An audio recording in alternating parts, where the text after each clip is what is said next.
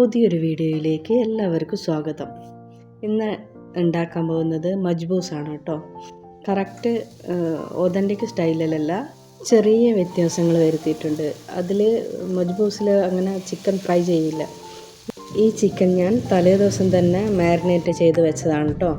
ചെറിയൊരു വലിയ ഉള്ളി, പിന്നെ ചെറിയൊരു കഷ്ണം തക്കാളി, മഞ്ഞൾപ്പൊടി, മുളക് പൊടി, ഉപ്പ്, തൈര്, പിന്നെ അറബിക് മസാല, ഇഞ്ചി, വെളുത്തുള്ളി, പുതിനയില, മല്ലിയില എല്ലാം കൂടി ഒന്ന് ഗ്രൈൻഡ് ചെയ്തതിന് പേസ്റ്റാക്കി എടുത്തതിന് ശേഷം അത് മാരിനേറ്റ് ചെയ്ത് വെച്ചതാണ് കേട്ടോ. ഫ്രൈ ചെയ്തതിൻ്റെ തൊട്ട് മുമ്പ് ഒരു മാഗി ക്യൂബിൻ്റെ പകുതിയും കൂടെ ചേർത്ത് നല്ലതുപോലെ മിക്സ് ചെയ്ത് പുരട്ടിയതിന് ശേഷമാണ് ഫ്രൈ ചെയ്തെടുക്കുന്നത്. ഇത് റൈസ് വേവിക്കാനുള്ളതാണ്. ഇതിലേക്ക് പാത്രം ചൂടായതിന് ശേഷം സൺഫ്ലവർ ഓയിലാണ് ഒഴിച്ചത്. അതിലേക്ക് ഇഞ്ചി വെളുത്തുള്ളി പേസ്റ്റ് ഇട്ട് അതിൻ്റെ പച്ചമണം മാറി ഒന്ന് മൂത്ത് വന്നതിന് ശേഷം ക്യാരറ്റ്, വലിയുള്ളിയും ചേർത്തത്. ക്യാരറ്റ് അധികവും മജ്ബൂസിൽ ചേർക്കുന്നത് കണ്ടിട്ടില്ല, ഞാനൊന്ന് ചേർത്ത് നോക്കിയതാണ് കേട്ടോ. പിന്നെ അത് രണ്ടും ഒന്ന് വഴണ്ടി വന്നതിന് ശേഷമാണ് തക്കാളി ചേർക്കുന്നത്. തക്കാളിയും ഒന്ന് വഴണ്ടി വന്നതിന് ശേഷം സ്പ്രിംഗ് ഒനിയനും പിന്നെ കട്ട് ചെയ്ത് വെച്ച ക്യാപ്സിക്കവും കൂടെ ചേർത്ത് അതും കൂടെ ഒന്ന് വഴണ്ടി വന്നതിന് ശേഷം ആവശ്യത്തിനുള്ള ഉപ്പ് ചേർക്കുക. അതിന് ശേഷം അല്പം മഞ്ഞൾപ്പൊടിയും മുളക് പൊടിയും ചേർക്കുന്നുണ്ട്.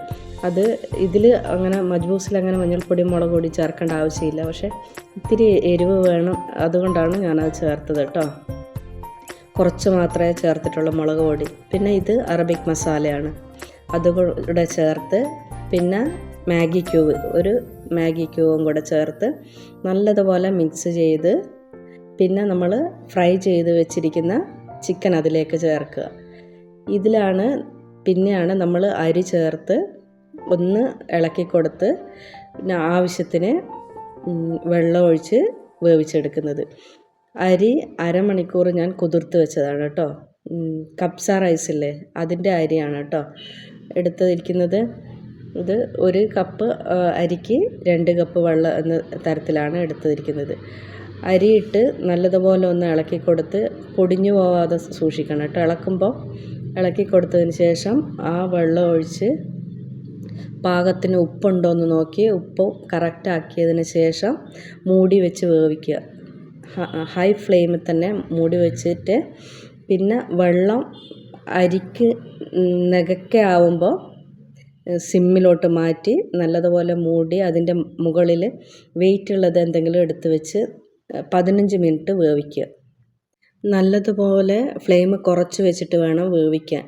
ഈ 15 മിനിറ്റിന് ശേഷം നോക്കിയിട്ട് വെന്തിട്ടില്ലെങ്കിൽ മാത്രം ഒരു 5 മിനിറ്റും കൂടെ വേവിച്ചാൽ മതി. വേവ് കറക്റ്റായിരിക്കും.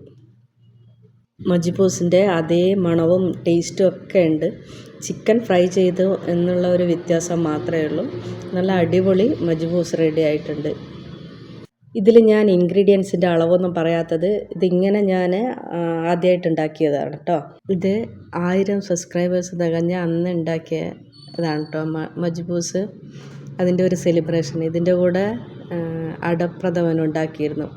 അതും കൂടെ ഈ വീഡിയോയിലേക്ക് ചേർക്കുമ്പോഴേക്ക് ഒരുപാട് ലെങ്ത്ത് വരും. അതുകൊണ്ട് അടപ്രഥമൻ വേറെ വീഡിയോ ആയിട്ട് ഇടുന്നതായിരിക്കും. എന്തായാലും സന്തോഷമുണ്ട്. ഞാൻ വിചാരിച്ചില്ല 1000 സബ്സ്ക്രൈബേഴ്സൊന്നും എനിക്കാവുമെന്ന്. പക്ഷെങ്കിൽ ആയി. എല്ലാവരോടും നല്ല നന്ദിയുണ്ട്. എന്താണെന്നറിയില്ല, ഈയിടെയായിട്ട് വ്യൂസ് വളരെ കുറവാണ്. അത് എൻ്റെ ഭാഗത്തുള്ള എന്തെങ്കിലും മിസ്റ്റേക്ക് കൊണ്ടാണോ എന്നറിയില്ല. ഞാൻ എല്ലാ തരത്തിലും നോക്കി, പക്ഷേങ്കിൽ തീരെ വ്യൂസ് വരുന്നേ ഇല്ല.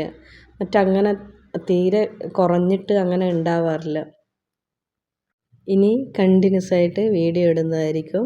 എല്ലാവരും കാണണം.